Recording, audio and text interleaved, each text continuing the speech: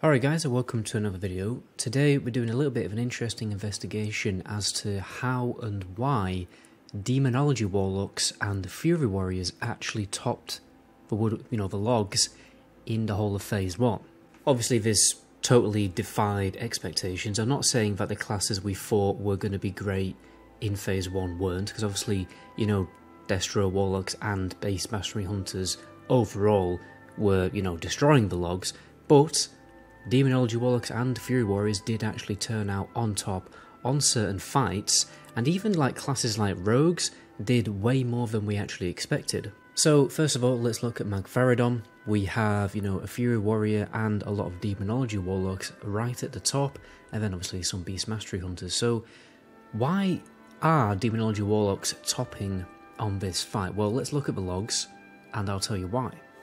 The first thing we need to understand is how people are speed killing this boss, because the strategy in which you speed kill this boss will allow particular classes to do more DPS, because what we're basically doing is stacking up all the Hellfire Channelers in the first phase so that, Warlocks and Hunters can do the AoE damage, as I will show you here. By the way, if you want to check out, more speed killing kills, you should check out this YouTuber, Wooshylooshy. Anyway, so as you can see, you've got all the Hellfire Channelers stacked up together, and as you can see, there's loads of Seed of Corruptions blowing up on the boss, and you've got Flame Strikes down, and everything like that. So this massively boosts a Warlock's DPS and overall DPS, allowing them to get bigger logs, because, they can take advantage of Seed of Corruption. And obviously, if we look at the logs here, it is obviously in Chinese, but you can still see the spell icons. A big part of the damage on this log is, coming from Seed of Corruption. Another thing that is interesting is how these logs have the succubus. I was kind of expecting there to be the Felguard, because obviously Felguard has a cleave ability which would increase overall, DPS or AoE DPS, but for some reason they all use a succubus start to finish of the fight. I have seen some logs where people use summon succubus, so I kind of have the theory that, some people use a Felguard on the AoE phase and then quickly pop a summon succubus with the Fel domination spell, but the highest logs that I can see, they just use a succubus, unless it isn't correctly logging 2 pets. I'm not really sure.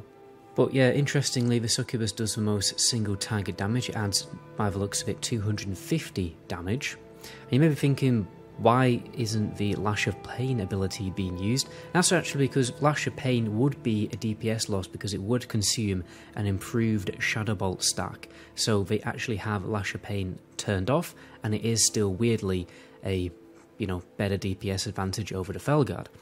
Not to mention how you obviously have the Master Demonologist buff, and all the other great Demonology buffs, which I'm going to quickly get up now. So first of all, you have the Master Demonologist buff, which increases all your damage by 10%.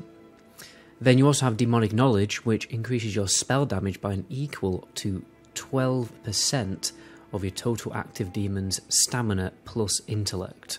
So basically you just get a big bonus of spell damage. You're also going to get 5% extra crit with the Demonic Tactics talent, and that will stack with Devastation, so an extra 10% passive crit. It's also been brought to my attention that there is a cheesy exploit that you can do when you have Demonic Sacrifice buff on the player, and then if you respec, you will still keep the Demonic Sacrifice buff for the 30 minutes, and people have been exploiting that to get higher logs.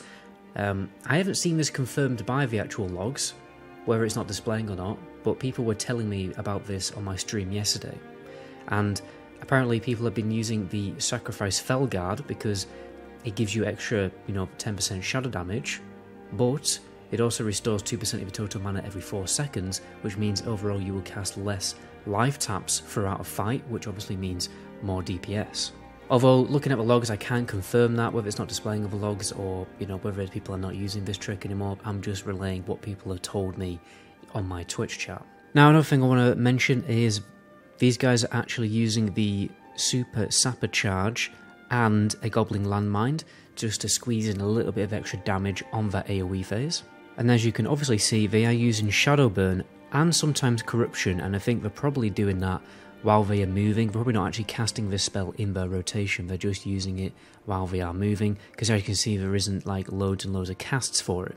As you can see, there is also a Curse of Doom, and judging by how much damage it's doing, if you only use one Curse of Doom, it hit for 27.1k damage. I imagine they are snapshotting that with, you know, various things like the trinkets that they have. It was going to be Icon of a Silver Crescent, everything like that. Possibly also timing it to perfectly line up, you know, to when Magferidon is weakened by the boxes, but I'm not 100% sure on that. But anyway, let's start looking at some of the buffs that happen during the fight. We have 2 Bloodlusts for a single Warlock, and we also have drums being popped at some point. We've obviously got the, you know, the Trinket Icon of a Silver Crescent.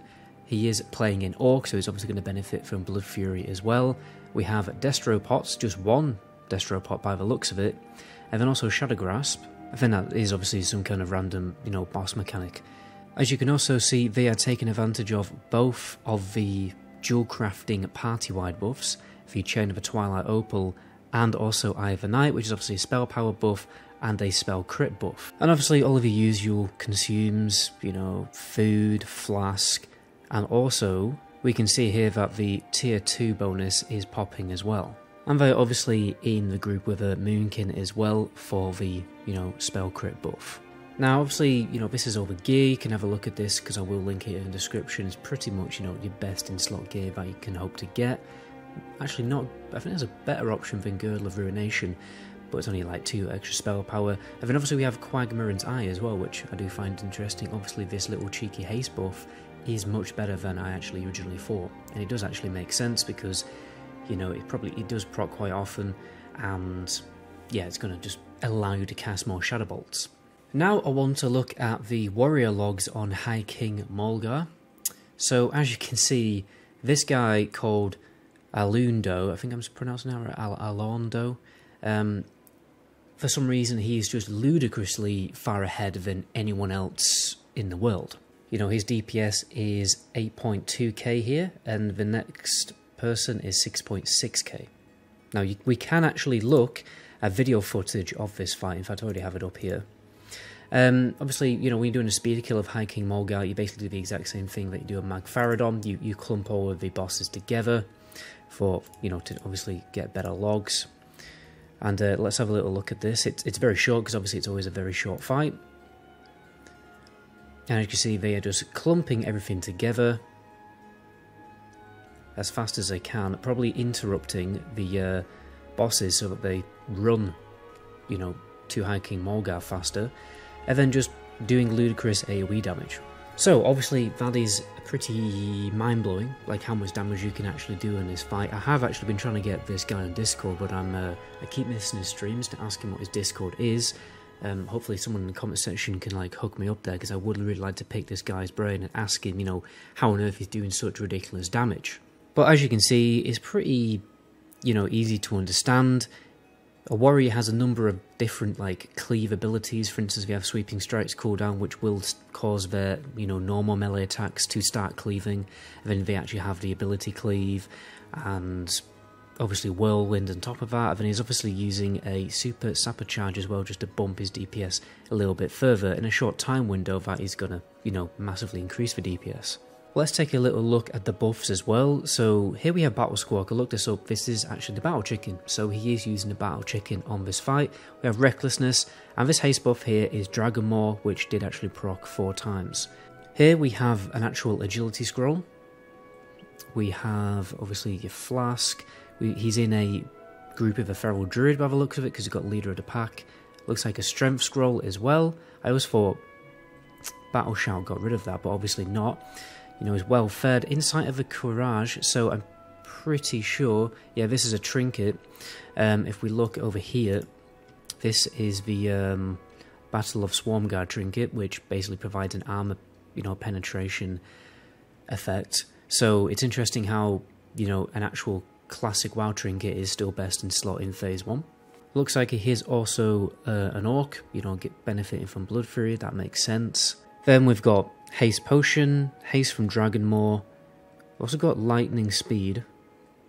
This one here is the DST, obviously.